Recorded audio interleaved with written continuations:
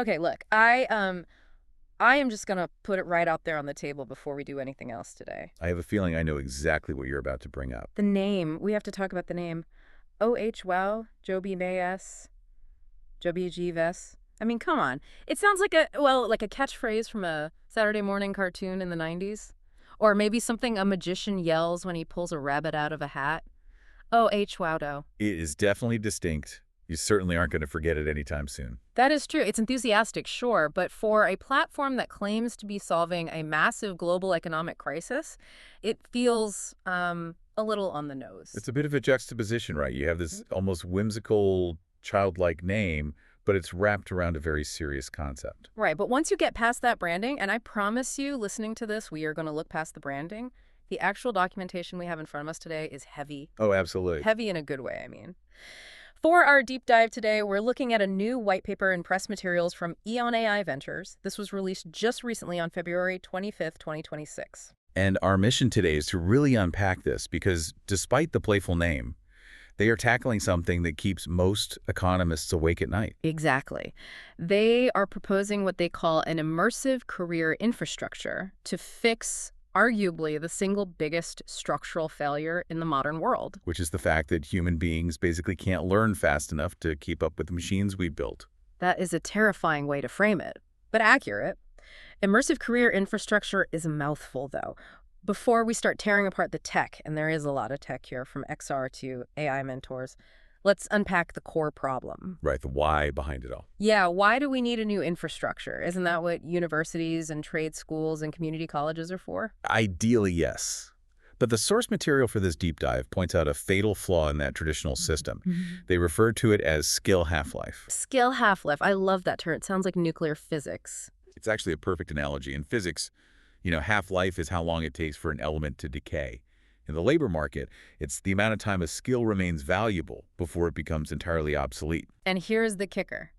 That timeline is completely collapsing. It is. Think about it this way.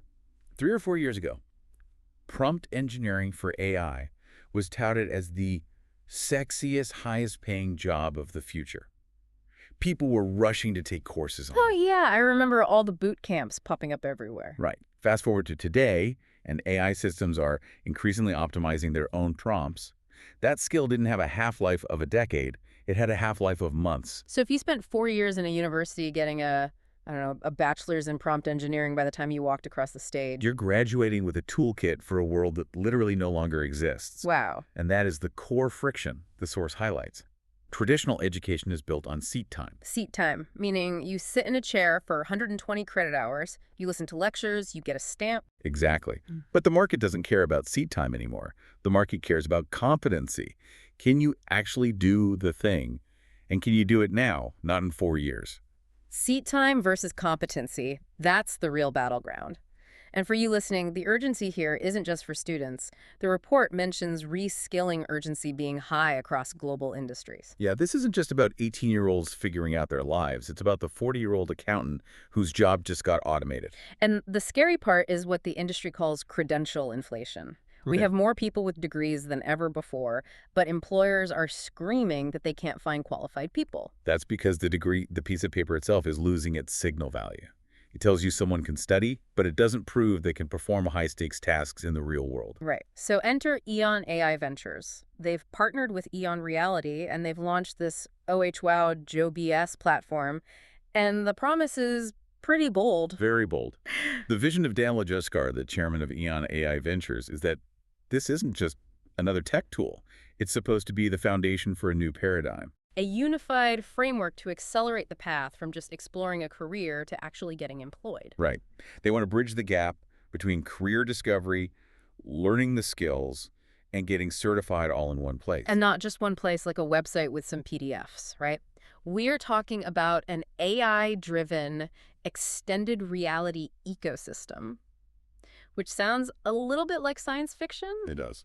I can't help but think of The Matrix. I need to fly a helicopter and zap. Suddenly you know how to fly a helicopter. Is that what we're talking about here? Are we basically downloading skills? Well, we've heard that promise for years, right? The whole matrix of learning thing. But usually it falls flat. What makes this different, and why I think this deep dive is really worth our time, is that EON isn't trying to magically beam information into your brain. Okay, so what do they do? They are trying to simulate the actual experience of learning, but at hyperspeed. They're using XR extended reality to compress the time it takes to get from novice to fully competent. Okay, but I have to be skeptical here for a second. We've seen VR training demos for 10 years. Usually it's a clunky headset, you teleport around a low-res room and maybe pick up a virtual wrench that floats weirdly in the air. Why is this any different? That is exactly the right question to ask. The white paper identifies 3 specific structural failures they are trying to fix with this platform: geography speed and the gap between theory and practice. Let's start with geography. Right now, if you want to be an elite aircraft mechanic, you probably need to live near a major hub or a specialized aviation school. Right. It's the zip code lottery. Yeah. If you're in a rural village or even just a city without that specific program, you're basically out of luck. So how does OHYLJBS fix that? By being completely browser-based. Hold on, browser-based. Yes. Okay, I need to stop you there because that sets off my tech radar alarm. We are talking about high-fidelity 3D simulations. Usually you need a $2,000 gaming PC or a high-end standalone headset to run that stuff without it looking like a potato. How are they running this in a regular web browser? That is the big technical hurdle, isn't it? Streaming 3D content over the web usually means terrible lag, low resolution, or your laptop fan sounding like a jet engine. Exactly. But this is where the pedigree really matters. EON AI Ventures is built by the leadership of EON Reality. These guys have been doing XR for 25 years. That 25-year number is significant. They aren't just some startup that popped up last week with a flashy pitch deck. Correct. They have developed optimization algorithms, what they call their spatial AI core, that allow these incredibly heavy 3D assets to stream efficiently. So they aren't rendering every single photon in real time on your local device? No, they are smart about how they deliver the data. And that is what democratizes the access. You don't need the expensive hardware. You just need an internet connection. Which opens the door for that kid in the rural village we just mentioned. That takes care of the geography failure. Precisely. And that leads directly to the second failure: theory versus practice. You and I both know the feeling of reading a textbook, understanding the concept perfectly, and then completely freezing up when we actually have to do it in real life. Oh, absolutely. I can read a book on plumbing, but do not ask me to fix your sink. I will flood your entire house. And that's the gap. Too much observation, not enough immersion. The Source argues this causes massive dropout rates in traditional training. People get into a job, realize the day-to-day reality is nothing like the textbook, and they just quit. So OHWowJGBS uses XR to put you in the actual environment. Yes, but it's not just a generic room. They use a massive library of assets to solve this. And I mean massive. The number they quote in the source is 36 million. 36 million 3D integrated assets. I saw that number, and honestly, I assumed it was a typo. It's not. And let's be clear about what an asset is in this context. We aren't just talking about a generic 3D cube or a cartoonish wrench. We are talking about specific, verified industrial components. Like a specific pump for a desalination plant or a specific valve for a heart monitor. Exactly. And that distinction is crucial. If I'm training to be a surgeon, I don't want a generic 80% accurate heart. I want the real thing. Right. And the expert notes in the source make a very sharp point here about precision AI versus generic AI. We all use things like ChatGPT or Claude every day. They are great tools. But they hallucinate. They operate at maybe 80% accuracy on a good day. Which is perfectly fine if you're writing a poem or generating ideas for a marketing campaign. But terrible for high-stakes operations. You cannot have an AI hallucinate a safety protocol for a nuclear reactor. Exactly. EON's pitch is that because they have this library of 36 million verified assets, their AI isn't guessing what a machine looks like or how it functions. It knows. It's training you on the exact digital twin of the equipment you will actually use in the field. Right. So to paint the picture for you, you are a user. You log into OHWowJBDS on your browser.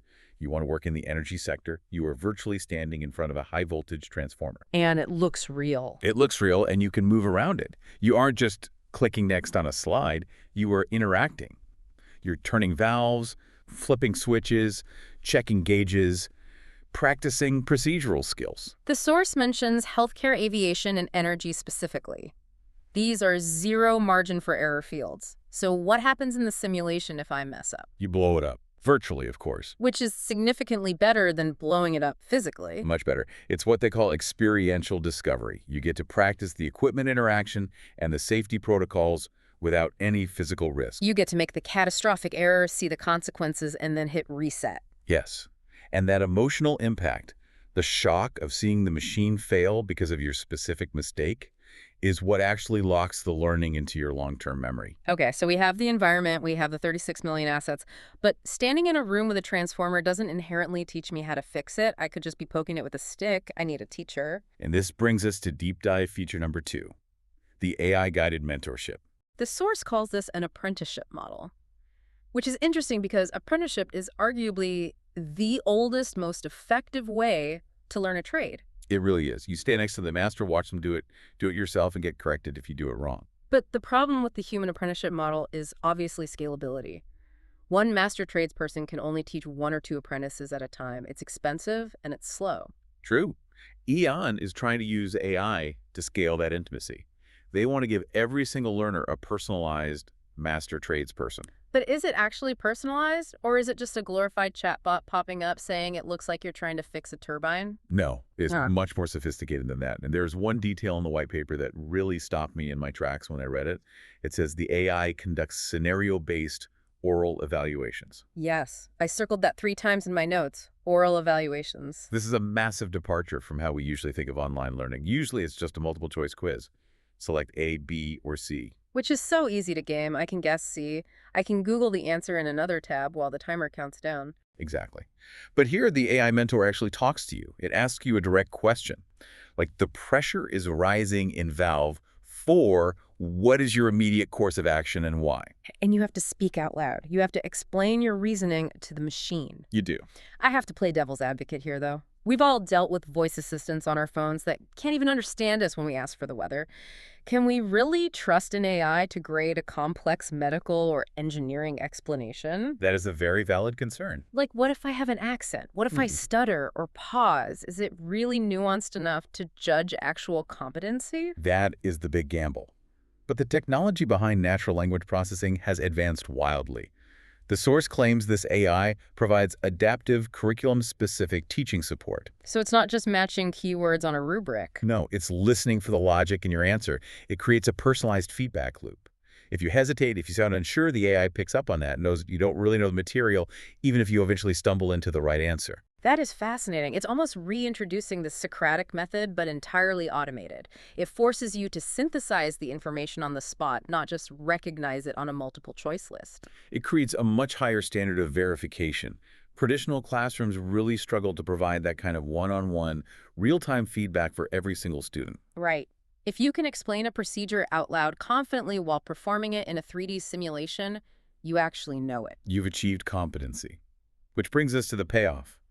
Because all of this, the 3D worlds of the AI grilling you, it's all useless if it doesn't actually lead to a job. Exactly. This is the third pillar we need to discuss: competency-based credentialing and job mapping. This is where the platform really shifts from being just a training tool to an employment bridge. Yeah. They talk about a trust architecture. Right, because right now, if I take an online course, I get a PDF certificate at the end. Most employers look at that and shrug. It doesn't really prove anything. How is this system any different? EON calls it integrity-driven credentialing because the entire system is digital. Every single action is tracked. The system generates what they call a performance analytics dashboard. So it's not just recording a simple pass or fail. Not at all. It's recording granular data. How fast was your reaction time when the alarm went off? How accurate were your hand movements? Did you follow the safety sequence perfectly, or did you skip a minor step? It's pure data. It's shifting from I took a class to I have mathematical proof I can do this job. Exactly. And this data powers what they call real-time job mapping. Now that sounds a bit like a corporate buzzword. Job mapping. What does that actually mean for the person sitting at home trying to pay their rent? Think about the employer side of the equation for a second. Say you are a hiring manager at a massive energy company. You have a stack of 500 resumes on your desk. And they all look exactly the same. They all list the same buzzword. Right. You have absolutely no idea who can actually do the job. It's a nightmare. You usually just pick the ones from the good schools and hope for the best. But OHWOW Joe BS changes that signal entirely. The system uses labor market intelligence to dynamically connect learners to open roles, but it validates the learner first. So it acts as a filter. It effectively tells the employer, look, we have verified this candidate. We have data showing they have performed this specific turbine repair 50 times in the simulation with 100% precision. That removes so much risk for the employer. It bridges the trust gap.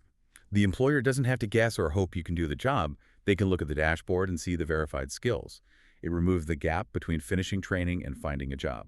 I want to zoom out for a second here. We've talked a lot about the tech, the AI, the XR, but who is this actually for? Because OHWOW sounds like a consumer app you'd download on your phone, but the documentation specifically mentions institutional and government workforce initiatives. That is a key distinction to make. While individuals will likely use it, the real power of this infrastructure is at scale. Governments around the world are terrified of mass unemployment caused by automation and AI. Right. If a massive factory closes in the Midwest, you suddenly have 5,000 workers with obsolete skills. And usually those workers are just left behind. Traditional retraining programs are incredibly slow and very expensive to set up. Precisely. You have to build a facility, hire instructors, develop a curriculum. It takes years. But with this platform, a government could deploy a reskilling initiative almost instantly. They can say, okay, the factory closed, but labor market intelligence shows we have a massive shortage of wind turbine technicians and healthcare admins in this region. So they just roll out the specific OHWOW modules for those jobs. Yes, because it requires minimal physical infrastructure and is browser-based. Yeah. They don't need to build a new campus. They just need to get those displaced workers online. That is the social impact angle here. It's really about workforce agility. It's allowing an entire local economy to pivot on a dime. And it's fundamentally about economic mobility. Yeah. If you remove the barriers of geography because you don't have to move to a city and the barriers of speed and cost because you don't need a 4-year degree, you unlock potential in millions of people. People who are currently entirely shut out of the high-skill economy. Exactly. It sounds incredibly optimistic, a unified framework that solves the skill half-life crisis. Mm-hmm. But to summarize the flow here, we went from a broken, slow education model based on seat time to an immersive, AI-driven ecosystem that simulates the real world and verifies actual skills with data. That is the promise of the platform, yes. But we should address the elephant in the room as we wrap up. We're talking about automating the entire education pipeline. The teacher is an AI, the classroom is a simulation, the credential is just data. Is anything lost here? That is the deep philosophical question, isn't it? We are essentially stripping away the human elements of education, the campus life, the networking, the serendipity of a random classroom discussion. We are trading all of that for pure efficiency and competency. We are. It feels like we are moving toward a world where the degree capital D is completely dead. I think we might be. If this works, and that is still a very big if, but if it works, we're moving to a world where you went to school is irrelevant. The only thing that matters is what you can prove you can do. And for you listening, I want to leave you with a final thought to mull over. If an AI mentor can test us orally and simulate a workplace perfectly and then generate the data that gets us hired, are we ready for the next step? Which is? Are we ready to trust an AI to make the final hiring decision? If the data is that good, do we even need human hiring managers anymore? Or does the AI just tell us when to show up for work? Now that is a provocative thought. Would you trust an AI to tell you you're hired? Honestly, if it means I don't have to do another panel interview, I might just welcome it. Fair point. Well, it is a fascinating glimpse into our near future. EON AI Ventures is clearly betting that the solution to the AI disruption is well more AI. We will have to watch and see if the OHWOW matches the reality. That is all the time we have for today's deep dive. A huge thank you to everyone listening. Keep questioning, keep learning, and we will see you next time.